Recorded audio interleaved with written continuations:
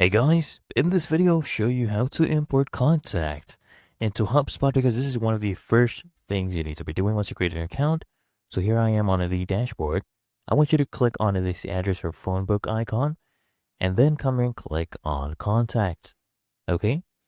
And we have this option right here at the top right that says import. So go ahead and click on that. As you can see, you can go ahead and click on help me get started if you need any help, or you can set it up yourself. Now, we can import either a file, for example, a spreadsheet, or you can sync between apps or your other CRM software or your email, for example, Outlook, Gmail. So what I'll come, this is my lead generation software or tool that I use. So make sure you download it into a CSV, for example, like this one right here. It is exporting successfully. And then I'll come and import a file, okay? So here we will go ahead and start the import to add it to our CRM. So click on Start Import.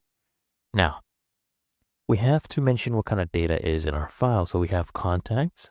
There we go. Click on Next.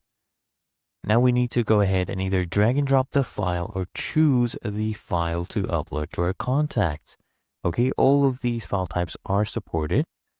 So I'll go ahead and do that. There you go. Now you can choose how to import the contacts. So we'll go ahead and create and update any contacts that are already available. Okay. And now just go ahead and click on Next right here. So as you can see right now, it is scanning and checking for any errors. We do not have any errors. As you can see, you can come here and view all of this just like that. And once you're happy with it, guys, you can go ahead and click on Next. Just toggle this one on. Okay, click on Next right here.